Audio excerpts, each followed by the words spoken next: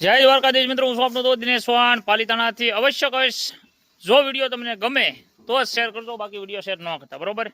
આ કાળો બળદ છે, તમે જોઈ શકો છો, અને એના પાછળના પગ તમે જોવો, આમ તમને દેખાતા છે. પાછળના પગ એકદમ સીધા છે, જેમ કે આ બળદને પગ વળે, આ બધા બળદને પગ વળે, આમાં જેટલા અવયવ જેવો છે ને એ બધાના પગ વળે, પણ આ બળદના પગ વળે નહીં. આમ જોવો, તમને દેખાતા છે સીધા તે. એટલે ખાસ તો આ બળદ ઉખલા અને કોબડીની વસાળે હતો, કે ખાવા માટે ખૂબ દુઃખી હતો, કેમ કે પગથી બહુ એટલે બહુ દુઃખી છે, બહુ પીડા સહન કરે છે, ઘણું બધું દ્રદ સહન કરે છે, હાલી નથી શકતો, એટલે ઊભો છે. પણ એટલે આપણે તાત્કાલિક રેસ્ક્યુ કરી અને આપણી ગૌશાળાની મારી પાસે આશરો આપેલો છે. અને ખાસ તો અવશ્ય કહીશ અને રિક્વેસ્ટ કરું છું, તમારાથી જે કાંઈ થાય એ મદદ કરજો.